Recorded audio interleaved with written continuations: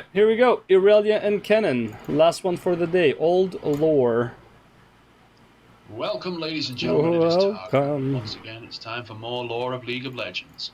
Some of you might be aware we've recently managed to cover all of the Odin champions who are connected to the Except nation's Kennen, capital, the Bandle City. It's a very convenient situation as we'll not have to return there anytime soon. We'll try and do the same with other minor city-states such as Ionia, which is a couple of champions who you've requested from us. Karma, the Enlightened One, and Irelia, the Will of the Blades. Enjoy. Ionia is widely known for its highly unusual martial arts.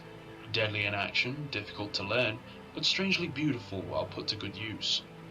People of the island have learned how to turn even the simplest slashes and thrusts into a harmonic dance of the fighter and his weapon. Yep.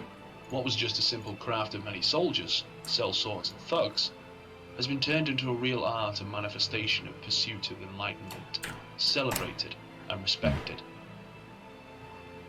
Some styles were simple, others elaborate, but the most intriguing of them all was the style used by the Blade Master Leto.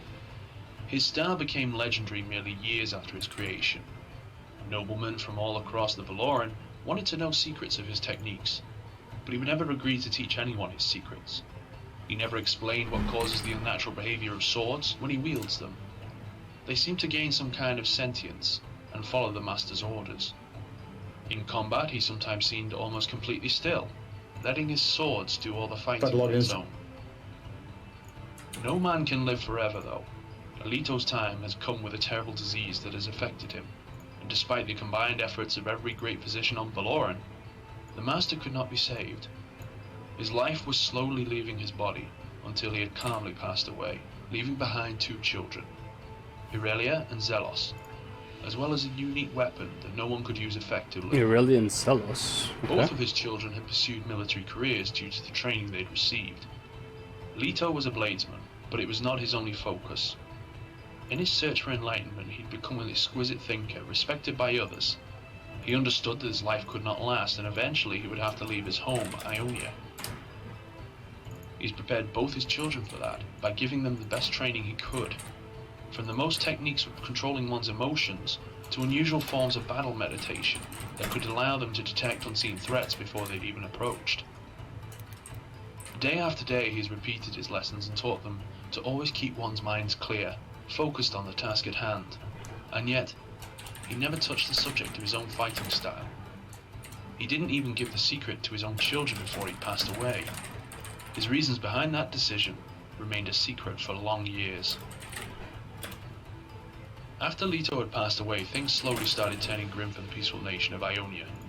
The joined forces of Noxus and Zorn had set their sights on the island, planning to conquer it, hoping for no resistance.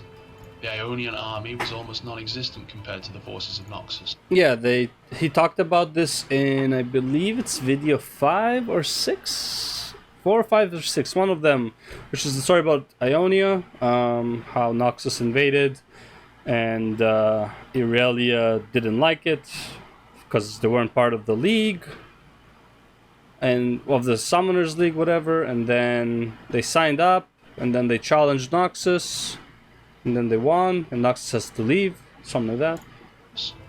And the plan was meant to be executed swiftly. When news of the attack had reached Ionia, Zelos, Irelia's brother, had been sent away to seek help onto the continent. Okay. Irelia had been left on the island, charged with the protection of their home until Zelos could return. They had a chance, but the Zornite war machines had been spotted earlier than anyone could expect. In great haste, defense of the city had been organized. Everyone able to fight was ready to sacrifice themselves, seeking to protect their homes. Irelia was no different. She grabbed her father's enormous blade and stood her ground. No one had suspected that Zorn would use their toxic bombs and acid sprays that caused the whole cities to be destroyed, with nothing but burned ground left behind. Irelia had been forced to retreat to the great stand on the Placidium, where Ionian elders were. She knew that the final battle would take place there. This place was a monument to Ionia, and if Noxus could seize control of it, the whole island would be doomed. Some of the Ionians were ready to surrender and negotiate terms of their slavery. They were willing to Pussies. give up everything that Ionia stood for, just because they were afraid. Irelia couldn't accept that. She had raised her father's sword and gave a speech Got inspiring it. everyone to grab their weapons and take... Fight to the death. Actually, I mean, like, probably don't stand by it. I mean, maybe Noxus offers decent terms. I don't know, but yeah. Make a stand. She pledged that she would defend the Great Stand until her brother could return. Man, I remember the old Irelia weapons. I think they were cooler than right now, but I kind of like the floating weapons that she has as well. I feel like... I don't know if I wanted them to remake Irelia. I kind of liked how she was. I probably would have preferred if they kept old Irelia and make, let's say, her brother as the current Irelia or some shit like that. But like change him up a bit. They're both cool. I guess she was like super outdated, like in how she worked, but they're both pretty cool. I don't know. Die.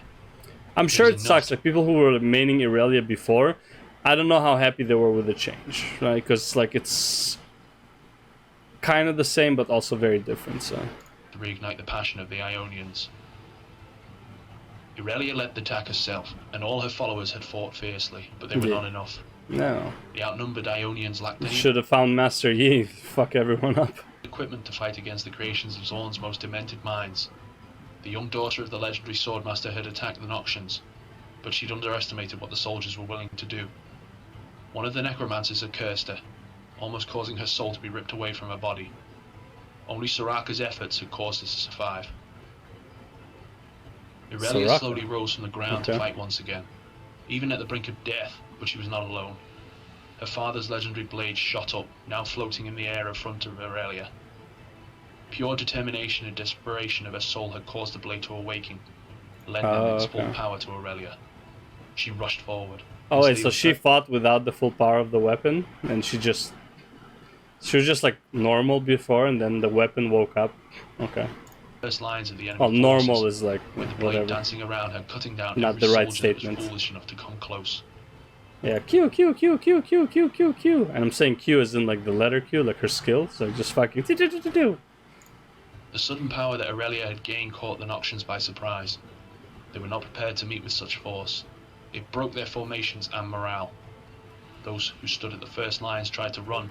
Others, confused by the chaos, had still tried to fight.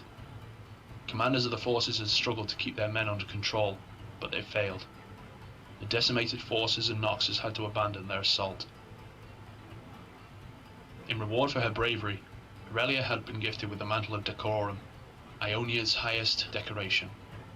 She'd been also appointed to become the captain of the guard, burdened with the defense of her homeland, both on the real battlefield and later on the fields of justice. Alright. Cool. Karma is no Karma. warrior. From her earliest days, she'd been taught how to meditate Karma is no worry, she's just a fucking walking nuke. Level 1 RQ is just fucking half your HP. Like, fuck off, Karma. and discuss, not fight with others. Even as a child, she was a shining example of composure. She didn't seek conflict with others. Instead, she spent her days meditating in lotus gardens, when other teenagers of her village were busy trying to understand their own feelings and emotions. Karma had been watching them with calm, statue-like posture. Even back then, Karma believed that the way to enlightenment was a journey inside of oneself, not outwards. That belief has allowed her to develop inner contentment, that she quickly surpassed her own instructors and became the most skilled meditator and confessor of her village. She's Confessor? gained the respect of her old masters. What as does it take to be a skilled confessor? It's like, what? What's a confessor? Like, I confess to my sins on a daily basis, so I'm a good confessor? What is that? What is that ability? a person who cannot only weather a storm, but calm it. Her life was never extravagant. Her parents were simple, fair people, and they taught her to never seek too much, but instead be happy with whatever you already Oh, have. humble beginning. Started from the bottom, now she's in bot lane. Even if everything went terrible in the shop that they owned, both of them always believed that their fate would soon turn. When the Noxian assault had started, Karma's village was one of the first to fall, and she was personally connected to the entire conflict. Despite a complete lack of experience or training, she wanted to take part in the defense of Ionia. She could not allow anyone to ruin the land that she'd loved so much. At first, she was just helping warriors on the battlefield, but she soon understood that there would never be enough. Using her skills as There's an never enough extraordinary karma. speaker, she managed to talk one of the Noxian commanders into releasing most prisoners of the northern lands. Okay. She was also present at the Placidium when the elders had been discussing surrendering to Noxus, and if not for Aurelia's intervention, they would do so, letting all the fight to be simply wasted. And when Aurelia led the attack, Karma had managed to convince the elders to completely abandon thoughts of surrender. For her devotion to that matter and charisma, Karma was made the figurehead of the resistance, and she was a good leader. Okay, Princess Leia. Dude, Karma needs a Princess Leia skin. What's up, diddles? She never tried to be above soldiers. Welcome She back. was living in the same quarters as they did, sharing the same hardships and problems. Karma had even convinced herself to stand by them in combat. She had an enchanted pair of fans that were a gift from her parents. They were turned into a pair of deadly weapons, and thanks to the help of Jana. But I thought she came from home begin. Why do her parents, who are normal villagers, have 2 magic fans that can turn into deadly weapons? It's like, oh, she just came from... Yeah, give me... I'm gonna finish this and I'll go on Discord. It's like, why does she have 2 deadly weapons coming from, like, oh, just a regular village girl. My parents are just like regular farmers. But we have a secret. We have a deadly weapon. 2 deadly fans. Karma learned how to magically increase their effect. Karma has paid for her bold decisions with numerous scars and burn marks across her body, given to her by the assault of the Zornite acid cannons. The liquid had just merely touched her skin, but it was enough for it to rapidly melt, causing the woman to writhe in pain. It didn't stop her from helping her people in any way. Okay. If anything, it just helped ignite her potential. The Noxian soldiers had given her a nickname, the Enlightened One, mocking the fact that Karma was more of a priestess than a soldier, and yet fought in battles. She has, however, come to like her new name and embraced it. She was determined to make sure that it did not serve as a joke anymore, but a name that Noxians would fear. After the conflict had ended, Karma had been given the title of Duchess and seat amongst the convergence of elders. She actively fights for Ionia's safety on the political arenas of Demacia and Noxus, as well as the League of Legends field of justice, where she serves as a champion of her nation. And that's all we've prepared for you this time around. Let us know if you like the video by pressing the like. Okay, so why exactly did she join the thing? After the conflict had ended, Yeah. Karma had been given the title of Duchess and seat amongst the convergence of elders.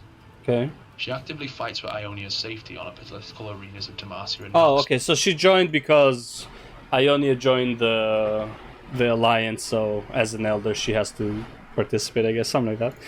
Okay, cool. Yep. So that's the Aurelian Karma, and that is that. All right, cool. Tomorrow we'll continue probably from 46 to 52. And that's it for the lore for today. We'll upload to YouTube. I mean, if you see it on YouTube, you'll see it then. Yeah. Peace out.